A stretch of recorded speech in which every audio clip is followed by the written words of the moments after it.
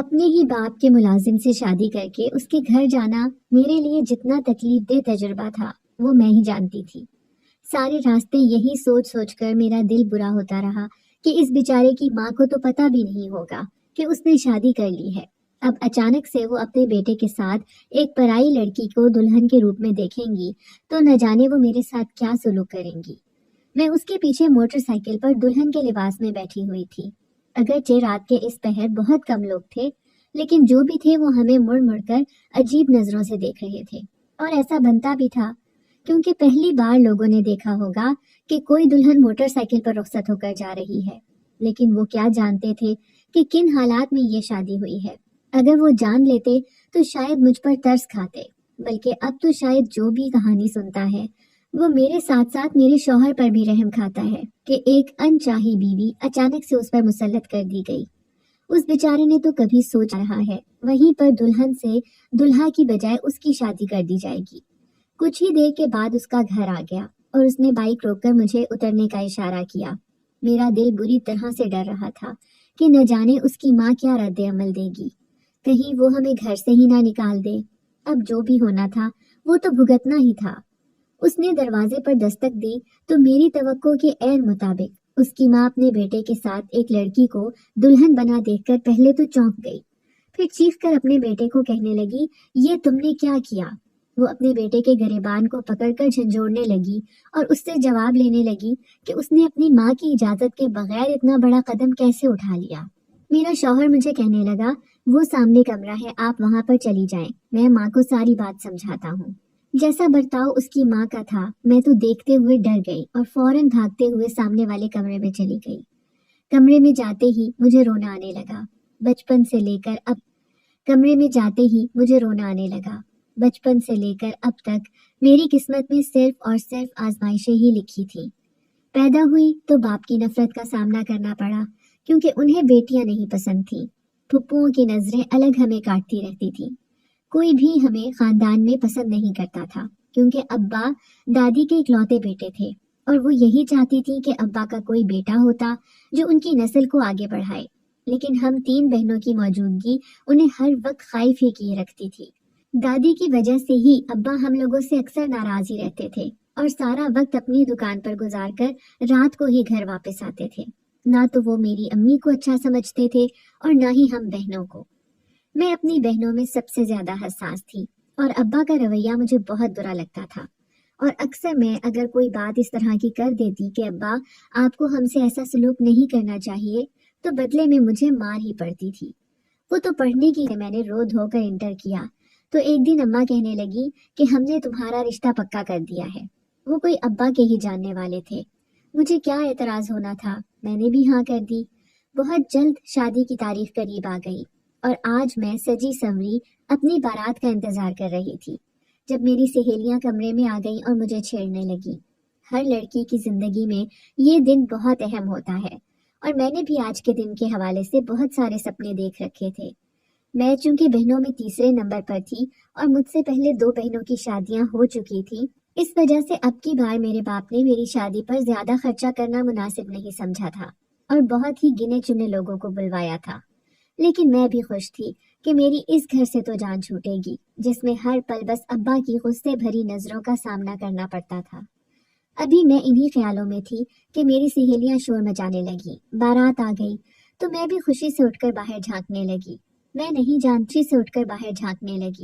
نہیں جانتی تھی کہ میرا رشتہ ابا نے کن لوگوں میں طے کیا ہے، اور نہ ہی ہمارے خاندان میں لڑکیوں کو اجازت ہوتی تھی کہ وہ یہ سوال کر سکیں۔ کچھ دیر کے بعد مجھے باہر لے جا کر دلہے کے ساتھ بٹھا دیا گیا۔ ابھی نکاح شروع ہونے ہی والا تھا کہ دلہے کی ماں نے ایک عجیب و غریب شرط رکھ دی جسے سن کر سب ہکا بکا رہ گئے۔ نکاح شروع ہونے سے پہلے وہ کہنے لگی کہ ہم چاہتے ہیں کہ آپ اپنا یہ گھر اپنی بیٹی کے نام کر دیں، کیونکہ اور تو کچھ آپ نے جہیز میں دیا نہیں ہے تو کم سے کم اتنا تو آپ کر ہی سکتے ہیں۔ یہ شرط تو سن کر ہم سب کے سروں پر تو جیسے بم ہی پھٹ گیا تھا۔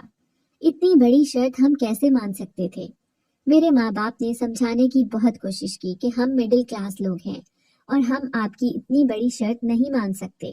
نکاح کے وقت ایسی شرط رکھنے کا آخر مقصد ہی کیا ہے؟ لیکن ان لوگوں نے یہی کہا کہ اگر میرے ماں باپ یہ گھر میرے نام کریں گے تبھی وہ نکاح کریں گے، ورنہ وہ بارات مجھے اپنے باپ کا چہرہ دیکھ کر خوف محسوس ہو رہا تھا کہ ہم بیٹیاں تو ویسے ہی ساری زندگی ان کے لیے بوجھ بنی رہی تھی اور انہیں بالکل اچھی نہیں لگتی تھی، اور آج ایک بار پھر بیٹی کی وجہ سے ہی انہیں سارے زمانے کے سامنے شرمندگی کا سامنا کرنا پڑا تھا۔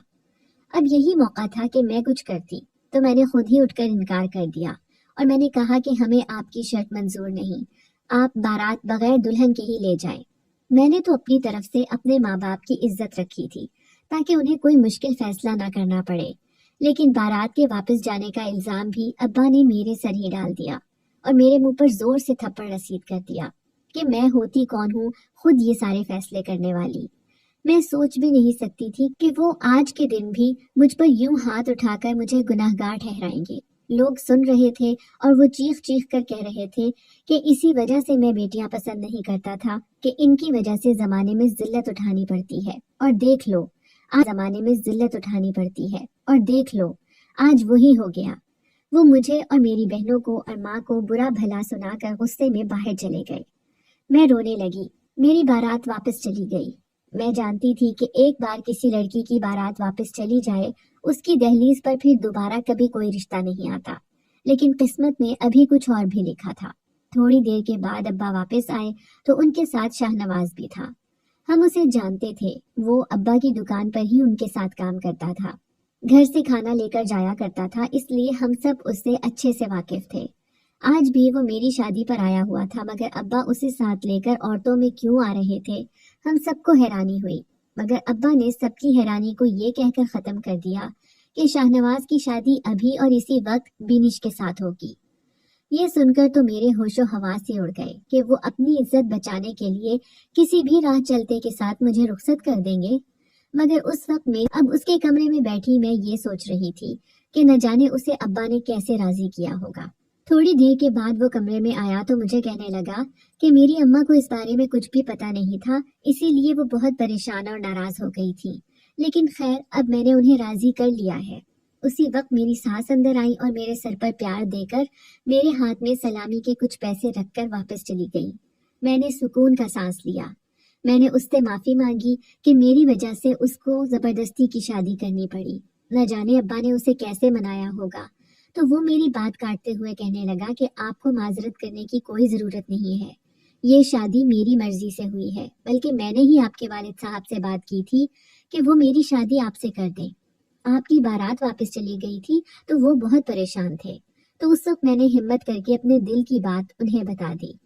دل کی بات کا لفظ سن کر میں چونک گئی تو وہ کہنے لگا میں تو شروع دن سے ہی آپ کو بہت پسند کرتا تھا، جب سے آپ کو دیکھا تھا میں تو یہی چاہتا تھا کہ میری شادی آپ سے ہو، لیکن میں تو چونکہ آپ کے والد کی دکان پر تنخواہ دار ملازم تھا اس لیے کبھی ان سے یہ کہنے کی ہمت نہیں ہوئی، اور اسی دوران آپ کی شادی بھی پکی ہو گئی تو میں چپ کر کے پیچھے ہٹ گیا۔ مگر شاید آپ کا نصیب بھی ایسے ہی لکھا تھا، اس لیے آپ فکر مت کریں، یہ شادی میری پسند سے ہی ہوئی ہے۔ یہ سن کر تو میرے کندھوں پر سے جیسے کوئی بھاری بوجھ ہٹ گیا ہو۔ وہ مجھے کہنے لگا آپ ہاتھ منہ دھو لیں، اماں ہمارے لیے کھانا لے کر آتی ہی ہوں گی، کیونکہ میں جانتا ہوں آپ نے کچھ نہیں کھایا ہوگا اور مجھے بھی بہت بھوک لگ رہی ہے۔ میں منہ ہاتھ دھو کر اس کے پاس بیٹھ کر کھانے کا انتظار کرنے لگی۔ جب میری ساس کھانے کی ٹرے لے کر اندر داخل ہوئی تو مجھے دیکھ کر ایک دم سے چونک گئی اور ایسے لگا جیسے وہ کچھ کنفیوز سی ہو گئی ہو۔ شاید میک اپ کے بغیر میں اسے پسند نہیں آئی تھی۔ وہ مجھے کچھ دیر گھورتی رہی اور سوچ میں ڈوبی رہی۔ میرے شوہر نے ہی آگے بڑھ کر ان کے ہاتھ سے ٹرے لی تو وہ چونک کر اپنی خیالوں کی دنیا سے باہر آئیں اور میرے شوہر کے کان میں اسے کچھ کہنے لگی۔ مجھے الجھن ہوئی کہ وہ ایسی کیا بات کر رہی ہے، لیکن جیسے جیسے میرا شوہر ان کی بات سنتا گیا اس کے چہرے کے رنگ بدلنے لگے۔ اپنی ماں کی بات سن کر وہ نہایت غصے سے مجھ سے مخاطب ہو کر کہنے لگا کہ تم ایک گندی عورت ہو، تم اس کمرے سے باہر نکل جاؤ۔ اس کی بات سن کر تو مجھے لگا اس کمرے کی چھت میرے سر پر ہی گر گئی ہے۔ کچھ دیر پہلے تو وہ کچھ اور ہی باتیں کر رہا تھا، پسند کی شادی اور یہ وہ، اور اب اچانک اس کی ماں نے اس کے کان میں ایسا کیا کہہ دیا کہ اس کا رویہ ایک دم سے مجھ سے اتنا بدل گیا۔ ابھی میں کچھ کہنے لگی تھی کہ اس نے میرا بازو پکڑ کر مجھے کمرے سے باہر نکال دیا اور کہنے لگا کہ تم میرے کمرے میں نہیں رہ سکتی، اس پورے گھر میں جہاں جا کر مرضی رہ لو۔ یہ کہہ کر اس نے زوردار طریقے سے دروازہ میرے منہ پر بند کر دیا اور میں وہیں بیٹھ کر اپنی تقدیر پر شکوہ کے نہ ہونے لگی کہ زندگی آخر میرے ساتھ کیا کیا کھیل کھیلنے کی کوشش کر رہی ہے۔ ایک پل خوشی دیتی ہے تو اگلے ہی پل اسے چھین لیتی ہے۔ میں نے اپنی ساس کی طرف دیکھ کر دکھ سے پوچھا کہ پہلے تو آپ نے مجھے اپنانے کا ناٹک کیا اور اب ایک دم سے آپ کو کیا ہو گیا؟ تو کہنے لگی، میں میک اپ میں تمہیں پہچان نہیں پائی تھی اور اب تمہارا اصلی چہرہ میں نے دیکھ لیا ہے۔ تم کیا سمجھتی ہو میں تم جیسی بد کردار لڑکی کو اپنی بہو بناؤں گی؟ وہ ایسا کیوں کہہ رہی تھی کہ میں بد کردار لڑکی ہوں؟ میں تو کبھی اپنے گھر سے باہر نہیں گئی اور نہ ہی کبھی کسی کے ساتھ تعلق میں رہی تھی۔ ضرور انہوں نے میرے بارے میں کچھ الٹا سیدھا کہہ کر میرے شوہر کے کان بھڑکائے تھے اور اس نے مجھے کمرے سے باہر نکال دیا۔ میں ساری رات وہی دروازے کے آگے پڑی رہی، لیکن ان ماں بیٹے میں سے کسی کو بھی مجھ پر رحم نہیں آیا۔ پھر میں نے سوچا کہ جب میرے اپنے باپ نے ساری زندگی مجھ سے پیار، محبت اور شفقت نہیں کی، مجھ پر رحم نہیں کھایا، تو اب یہ لوگ بھی میرے ساتھ کیا ہی اچھا سلوک کریں گے؟ تو بہتر ہے کہ میں ان کے سلوک کی عادت ڈال لوں۔ ساری امیدیں جو میرے دل میں ایک دم سے جاگی تھی وہ مٹی کا ڈھیر بن کر اندر ہی اندر کہیں دفن ہو گئی۔ صبح ہوئی تو میرے شوہر نے دروازہ کھولا۔ مجھے ایسا لگا کہ جیسے مجھے اس حال میں دیکھ کر اسے دکھ ہوا ہے، لیکن اسی وقت اس کی ماں سامنے آ گئی اور اس کے کان میں پھر سے کچھ کہا تو وہ مجھ سے نظریں پھیرتے ہوئے گھر سے باہر چلا گیا۔ آج ہمارا ولیمہ تھا، لیکن ظاہر ہے کہ جس ایمرجنسی میں اس کی مجھ سے شادی ہوئی تھی، ولیمہ ہونے کا تو میں سوچ بھی نہیں سکتی تھی۔ تھوڑی دیر کے بعد میں نے دیکھا کہ میری ساس چادر لے کر گھر سے باہر چلی گئی ہے۔ میں اس سے پوچھنے کی ہمت بھی نہ کر سکی کہ وہ کہاں جا رہی ہے۔ اکیلے گھر میں میرا دل گھبرانے لگا۔ تھوڑی ہی دیر کے بعد وہ واپس آئی تو اس کے چہرے پر مایوسی کے سائے چھائے ہوئے تھے۔ مجھے دیکھ کر وہ کہنے لگی، آج تو تم بچ گئی ہو لیکن بچو گی نہیں۔ تمہاری اصلیت تو میں اپنے بیٹے کے سامنے لا کر رہوں گی۔ مجھے اس کی باتوں کی بالکل سمجھ نہیں آ رہی تھی کہ وہ ایسا کہہ کیوں رہی ہے۔ رات کو میں اپنے شوہر کے کمرے میں گئی کہ اس سے بات کر سکوں کہ آخر ایسا کیا ہوا ہے۔ میں نے اسے کہا کہ میں بد کردار نہیں ہوں، تمہیں ضرور کوئی غلط فہمی ہوئی ہے۔ مگر اسی وقت اس کی ماں آ گئی، پھر سے اس کے کان میں کچھ کہہ دیا تو اس کا رویہ بدل گیا۔ مجھے گندی عورت کہہ کر اس نے کمرے سے باہر نکال دیا۔ کل تو میں نے سارا وقت دروازے کے آگے گزار لیا تھا، لیکن میں سوچ رہی تھی کہ آج میں کیا کروں گی۔ اس گھر میں 2 ہی کمرے تھے، ایک میں تو میری ساس تھی اور دوسرے میں میرا شوہر تھا۔ سیڑھیوں کی طرف دیکھا تو پتا چلا کہ شاید سیڑھیوں پر ایک سٹور روم ہے۔ میں وہیں آ گئی۔ اگلے دن پھر سے میری ساس چادر لے کر گھر سے باہر چلی گئی۔ ایسا لگتا تھا کہ جیسے وہ کسی بہت ہی اہم مشن پر جا رہی ہے، مگر جب وہ واپس آئی تو میں سمجھ گئی کہ آج بھی وہ جس کام کے لیے گھر سے باہر نکلی ہے وہ نہیں ہوا ہوگا۔ اب تو روزانہ کا یہی معمول بن گیا تھا کہ جو ہی میرا شوہر میرے قریب آنے کی کوشش کرتا تو وہ اپنے بیٹے کے کان میں کوئی ایسی بات کہہ دیتی کہ وہ مجھے گندی عورت کہہ کر کمرے سے باہر نکال دیتا۔ ایسے ہی ایک دن میں روتے ہوئے چھت پر آ گئی، تبھی میری نظر گھر کے سامنے پڑی تو سامنے والوں کی چھت پر ایک لڑکا تھا جو مجھے روتے ہوئے دیکھ کر ہنس پڑا۔ کہنے لگا کہ رونے سے معاملہ حل نہیں ہوگا، میں جانتا ہوں تمہارا مسئلہ کیا ہے، تمہاری ساس تمہیں گھر میں نہیں ٹکنے دے رہی، لیکن اگر تم مجھ پر یقین کرو تو میں تمہاری کچھ مدد کر سکتا ہوں۔ میں نے حیرانی سے پوچھا کہ تم کون ہو اور تمہیں میرے گھر کے معاملات کے بارے میں کیسے پتا؟ تو وہ کہنے لگا، اس بات کو چھوڑو کہ مجھے کیسے معلوم، لیکن تم یہ جان لو کہ میں تمہاری مدد کر سکتا ہوں۔ تم ابھی اپنے گھر سے باہر جاؤ اور کمرے کی کھڑکی میں جو سوراخ ہے اس سے اپنے کمرے میں جھانک کر دیتا ہے۔ اس کی باتیں سن کر میں کچھ مشکوک سی ہو گئی اور میں نے مزید تفصیل بتانے کو کہا تو وہ کہنے لگا، اس سے زیادہ میں تمہیں کچھ نہیں بتا سکتا، تمہیں خود ہی جا کر دیکھنا ہوگا۔ یہ کہہ کر وہ چلا گیا۔ رات کے 12 بج رہے تھے۔ اس پہر گھر سے باہر جانا مجھے ٹھیک نہیں لگ رہا تھا، لیکن میں اس کی باتیں سن کر تجسس میں پڑ چکی تھی، اس لیے گھر سے باہر آ گئی اور پچھلی طرف آ کر اپنے کمرے کی کھڑکی میں کوئی سوراخ ڈھونڈنے لگی۔ ایک چھوٹا سا سوراخ مجھے نظر آیا جس سے میں اندر جھانکنے ہی لگی تھی کہ اسی وقت اچانک کسی نے میری گردن پر ایک چھوٹی سی پستول رکھ دی۔ میری تو جان ہی نکل گئی۔ میں مڑنے لگی تھی کہ کوئی میرے کان کے قریب آہستہ سے آواز میں بولا، خبردار، پیچھے مڑ کر دیکھنے کی کوشش بھی مت کرنا اور نہ ہی چلانے کی، अगर तुमने जरा सा भी शोर किया तो मैं गोली चला दूंगा। वो था कौन और मुझे इस तरह क्यों लेकर जा रहा था? मुझे इस सवाल का जवाब तब मिला जब उसका रुख सामने वाले घर की का जवाब तब मिला जब उसका रुख सामने वाले घर की तरफ हो गया, जिसकी छत पर थोड़ी देर पहले मुझे वो लड़का दिखा था।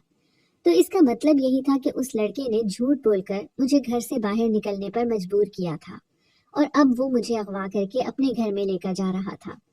मैंने चीखने की कोशिश की मगर मैं कामयाब नहीं हो सकी, क्योंकि उसने अपना हाथ मजबूती से मेरे मुंह पर जमा दिया था और इसी तरह वो मुझे अपने घर में ले आया और जाते ही एक कमरे में हाथ पांव बांधकर बंद कर दिया। मैं बुरी तरह से पछताने लगी। अपनी बेवकूफ़ी के हाथों में फंस चुकी थी। मुझे इस अनजान और गैर लड़के पर एतबार ही नहीं करना चाहिए था। उसके घर में कोई भी नहीं था। शायद यही वजह थी कि वो मुझे यहाँ पर कैद करके लाया। मुझे उसकी नीयत से ही खौफ महसूस होने लगा था। मेरे घर में तो किसी को मालूम ही नहीं था, ना मेरी सास को ना मेरे शौहर को, कि मैं कहाँ पर हूँ। सुबह वो लोग मुझे ढूंढेंगे और मैं नहीं मिलूंगी तो मेरी सास के लगाए गए सारे इल्बित हो जाएंगे। वो तो मेरे शौहर के सामने सच्ची हो जाएगी कि देखो तुम्हारी बीवी घर से भाग गई है। मैं सच ही कहती थी। मैं अपने साथ ऐसा हरगिज भी होने नहीं दे सकती थी। मुझे किसी भी तरह करके अभी और इसी वक्त यहाँ से निकलना ही था। थोड़ी देर के बाद वो कमरे में आया तो मैंने अपने प्लान के मुताबिक उससे कहा कि मुझे वॉशरूम जाना है। उसने मेरे हाथ पैर खोल दिए और कमरे में ही बने वॉशरूम में जाने का कहकर खुद दरवाजे के बाहर ही खड़ा हो गया। वॉशरूम में आकर मुझे मायूसी हुई, क्योंकि मुझे लगा था कि शायद वॉशरूम में कोई खिड़की वगैरह होगी जिसके रास्ते मैं फरार हो सकती हूँ, लेकिन वहां पर ऐसा कुछ भी नहीं था। लेकिन एक चीज मुझे नजर आ गई जो मेरे काम आ सकती थी। जैसे ही मैं दरवाजा खोलकर बाहर आई और दोबारा वो मेरे हाथ बांधने के लिए जो ही आगे बढ़ा तो मैंने अपने पीछे छुपाई हुई एसिड की बोतल उसके हाथों पर फेंक दी। वो बुरी तरह से चीखने लगा। शुक्र है कि बाथरूम में मुझे ये एसिड की बोतल नजर आ गई थी और मेरा काम बाथरूम में मुझे ये एसिड की बोतल नजर आ गई थी और मेरा काम बन गया। मैं उसको इसी तरह से चीखते हुए छोड़कर जल्दी से अपने घर भाग आई। शुक्र है कि घर में अभी तक कोई भी नहीं जागा था और किसी को भी कुछ मालूम नहीं था कि मैं किस मुसीबत से गुजर चुकी हूँ। अगले दिन मैंने अपने शौहर को सास से बातें करते हुए सुना। वो उसे कह रहा था, माँ, रोज आप मुझे यही कान में कहती हैं कि आप जल्द ही मेरी बीवी की बदकिरदारी के खिलाफ सबूत लाकर मुझे देंगी। वो एक अच्छी औरत नहीं है, लेकिन शादी के इतने दिन गुजर गए हैं, आप अभी तक कुछ भी नहीं कर पाई। मैं रोज आपकी वजह से ही इस बेचारी को कमरे से बाहर निकाल देता हूँ, क्योंकि मुझे आप पर एतबार है, लेकिन इतने दिन होने के बावजूद आपने कुछ नहीं किया। मेरी सास कहने लगी कि बेटा, तू जो कसम कहेगा मैं उठाने को तैयार हूँ, लेकिन मैंने तुझे जो कुछ भी बताया है वो हर्फ ब हर्फ सच है। मैं तुझे बहुत जल्द सबूत भी ला कर दूंगी और मैं रोज इसी काम के लिए घर से बाहर निकलती हूँ, लेकिन सामना है। लेकिन मैं तुझे यकीन दिलाती हूँ कि सिर्फ कुछ ही दिनों की बात है, फिर सारे सबूत तेरे सामने होंगे। ये दोनों मेरे ही बारे में बात कर रहे थे, लेकिन मुझे परेशानी इस बात की हो रही थी कि आखिर वो मेरे खिलाफ किस किस्म के सबूत तलाश करने की बात कर रही हैं। जब मैंने कुछ गलत किया ही नहीं तो वो क्या ढूंढेंगी। कुछ देर के बाद मेरा शौहर काम पर चला गया। मैं कमरे की सफाई कर रही थी जब उसने आवाज दी कि 2 कप चाय बना कर लाओ। शायद घर में कोई मेहमान आया था। मैं चाय बनाकर कमरे में गई तो सास के साथ वही कल वाले लड़के को देखकर मेरे हाथ से चाय का कप नीचे गिर गया। मैं बुरी तरह बौखला गई कि वो यहाँ पर क्या करने आया है। उसके हाथों पर पट्टी बंधी हुई थी और वो मुझे कहर आलूद नजरों से देख रहा था। कहीं वो सब कुछ मेरी सास को बताने तो नहीं आ गया था। वो तो पहले ही मुझे घर से निकालने के बहाने ढूंढ रही थी। उसके जाने के बाद मेरी सास मुझे आकर डांटने लगी कि वो लड़का मेरा भतीजा है। तुम्हारे शौहर का मुझे आकर डांटने लगी कि वो लड़का मेरा भतीजा है, तुम्हारे शौहर का चचाजाद भाई है, और तुमने इतना भी नहीं किया कि दोबारा ही चाय बना कर ले आओ। अब उस लड़के का घर में आना जाना बहुत ज्यादा हो चुका था। वो दोनों इकट्ठे ही कहीं चले जाते थे। ऐसा लग रहा था कि जैसे उन दोनों ने मेरे खिलाफ महाज बना लिया है। एक दफा तो मैंने उनकी बातें भी सुन ली। मेरी सास उससे मदद तलब कर रही थी। वो उससे कह रही थी कि तुम जानते तो हो कि मैं अपनी बहू के खिलाफ आजकल सबूत ढूंढने की कोशिश कर रही हूँ, लेकिन मुझे कुछ समझ में नहीं आ रहा कि क्या करूँ। ये लड़की बहुत चालाक है, हर बार मैं ही नाकाम होती हूँ। वो लड़का मेरी सास से कहने लगा कि आप ऐसा क्यों नहीं करती, अपनी बहू को मेरे घर पर कुछ दिनों के लिए कैद कर दे। और अपने बेटे को कह दीजिएगा कि वो घर से भाग गई है। जितने दिन वो मेरे घर पर है उतने दिनों में मैं और आप सुकून से उसके खिलाफ सबूत भी इकट्ठे कर लेंगे। ये सारी प्लानिंग सुनकर तो मेरे कदमों तले से जमीन ही निकल गई। लगी मैं आज रात उसके खाने में नींद की दवा मिला दूंगी और फिर रात को ही इसे हम तुम्हारे घर पर कैद कर देंगे। मेरी बेवकूफ सास ये नहीं समझ पा रही थी कि वो लड़का अपना बदला लेने के लिए उसके साथ मिला हुआ है। वो उसे अपना हमदर्द समझकर उसी के साथ मिलकर मेरे खिलाफ न जाने कौन से सबूत तलाश कर रही थी, जिसकी बिना पर वो मुझे इस घर से निकलवा सकती। लेकिन मैं इतना जरूर जानती थी कि उस लड़के की नीयत ठीक नहीं है और अगर एक बार मैं उसके हाथ लग गई तो वो मेरी इज्जत और जिंदगी दोनों ही खराब कर देगा। मुझे अब इस घर से हर सूरत निकलना ही था। शाम को जब मेरी सास खाना बना रही थी तो मैं चुपके से घर से बाहर निकल गई। मैं नहीं जानती थी कि मुझे कहाँ पर जाना है। अपने घर में तो मैं हरगिज भी वापस नहीं जा सकती थी क्योंकि मेरा बाप कभी भी मुझे कबूल ना करता और मेरी माँ में इतनी हिम्मत नहीं थी कि वो अपनी बेटी की खातिर स्टैंड ले सकती। इसलिए मैं वहीं पर खड़ी सोचने लगी कि अब कहाँ पर जाऊं। मैं चाहती थी कि अपनी सास और उसके भतीजे के सामने लेकर आऊं, लेकिन अब मैं यहाँ पर रहने की गलती नहीं कर सकती थी। मैं वहां से अपनी एक दोस्त के घर पर चली आई। वो बहुत अच्छी थी। उसने अपने घर पर कुछ दिन मुझे रहने की इजाजत दे दी। मेरी ज़हनी हालत इतनी खराब थी कि मैं कुछ सोचने समझने की हालत में भी नहीं थी। कुछ दिनों के बाद जब मेरी हालत संभल गई तो मेरी दोस्त ने मुझसे पूछा, तो मैंने उसे सारी बातें बता दी कि अब तक मेरे साथ क्या होता आया है। वो कहने लगी कि तुम्हारे साथ सरासर ज्यादती हुई है। तुम अभी और इसी वक्त मेरे साथ चलो, हम तुम्हारे शौहर से बात करते हैं। मैं उसके साथ अपने घर पर वापस आई तो शौहर और सास से मेरा सामना हुआ। मुझे तो लगा था कि वो मुझे देखकर पूछेगा कि तुम कहाँ पर चली गई थी। कुछ गुस्सा, कुछ नाराज होगा, लेकिन उसने तो आगे बढ़कर मेरे मुंह पर थप्पड़ मार दिया। कहने लगा कि इतना सब कुछ हो जाने के बाद भी तुम्हारे अंदर इतनी हिम्मत है कि मेरा सामना कर सको। मैं अपनी माँ को कहता रहा कि नहीं, आपको गलत फहमी हुई है, मेरी बीवी बदकिरदार नहीं हो सकती, लेकिन तुमने साबित कर दिया कि पैसों की खातिर तुम जैसी लड़कियां किसी भी हद तक जा सकती हैं। मुझे उसकी बातों की बिल्कुल भी समझ नहीं आ रही थी। मैंने उससे पूछा कि आखिर ऐसा हुआ क्या है। मैं तो एक हफ्ते से अपनी दोस्त के घर पर थी। वो कहने लगा, हुआ क्या है? क्या तुम्हारी याददाश्त इतनी कमजोर हो गई है कि तुम्हें याद ही नहीं कि हुआ क्या? मैं तुम्हें याद करवाता हूँ। याद करो वो दिन जब तुम डांस क्लब में डांस करते हुए रंगे हाथों पकड़ी गई थी और बजाय मुझे अपना शौहर मानने के तुम अनजान बन गई कि मैं तुम्हें जानती ही नहीं हूँ और मुझे धक्के देकर इस क्लब से बाहर निकलवा दिया। अब तुम अनजान बनते हुए यहाँ पर आ गई हो। तुम इतनी घटिया कैसे हो सकती हो? अपने शौहर की बातें सुनकर मेरा तो दिमाग चकरा कर रह गया था कि मैं कैसे डांस क्लब में हो सकती थी। मैं तो इतने दिन अपनी दोस्त के घर पर रही थी, लेकिन मेरे शौहर ने उसकी गवाही को भी किसी काबिल नहीं जाना और वो मुझे कहने लगा कि मैं बहुत जल्द तुम्हें तलाक दे दूंगा। वो मेरी कोई भी बात सुनने को तैयार नहीं था। मैं रोते हुए अपनी दोस्त के साथ उसके घर पर वापस आ गई। आखिर वो कौन लड़की थी जिसके बारे में मेरा शौहर बात कर रहा था? मेरी दोस्त कहने लगी कि तुम्हारा शौहर झूठ बोल रहा होगा। वो तुमसे जान छुड़ाने के लिए ही ऐसी बातें कर रहा था। उसके लिए बेहतर है कि तुम्हारे किरदार पर उंगली उठाकर तुम्हें फारिग कर दे ताकि उसे तुम्हारा हक महर ना देना पड़े। ये सारे मर्द होते ही ऐसे हैं। लेकिन मुझे कुछ गलत खटक रहा था। मुझे ऐसा लग रहा था कि जैसे कोई तो ऐसा राज है जो मैं नहीं जानती। जब मेरा शौहर बात कर रहा था तो मैंने उसके लहजे में सच्चाई महसूस की थी। मुझे तो इस सब में अपनी सास की चाल ही नजर आ रही थी कि जरूर उसने किसी और लड़की को मेरे जैसा हुलिया बनाकर मेरे शौहर की नजरों में मुझे गलत साबित कर दिया होगा और उसे लगा होगा कि वो मैं हूँ। थोड़े दिन मैंने मजीद अपनी दोस्त के घर पर गुजारे, लेकिन उसके ससुराल वाले आ रहे थे और मैं मजीद यहाँ पर नहीं रह सकती थी। तो मैंने सोचा कि मैं अपने घर वाले आ रहे थे और मैं मजीद यहाँ पर नहीं रह सकती थी, तो मैंने सोचा कि मैं अपने घर पर वापस चली जाती हूँ। जब मैं अपने मैके गई तो मेरी माँ हैरान होकर मुझे कहने लगी, तुम फिर से वापस आ गई? अभी कुछ ही घंटे पहले तुम अपने शौहर के साथ घर वापस गई थी और अब वापस आ गई हो। खैर तो है? सब ठीक है ना? माँ की बात सुनकर मैं चौंक गई कि वो ये क्या कह रही है। कुछ घंटे पहले मैं अपने शौहर के साथ यहाँ पर कैसे आ सकती थी? मुझे लग रहा था कि कोई मेरे खिलाफ बहुत बड़ी साजिश कर रहा है। हैरत तो मुझे अपनी माँ पर हो रही थी कि वो भी मुझे पहचान नहीं पाई और न जाने किस लड़की को अपनी बेटी मान लिया। मैं भागते हुए अपने शौहर के घर गई तो उसने दरवाजा खोला और मुझे कहने लगा कि अभी 10 मिनट पहले ही तो तुम ये कहकर गई थी कि तुम्हें लौटने में देर हो सकती है। अब इतनी जल्दी तुम कैसे वापस आ गई हो? मुझे तो कुछ समझ में नहीं आ रहा था कि ये हो क्या रहा है। ऐसा लग रहा था जैसे मैं कोई ख्वाब देख रही हूँ।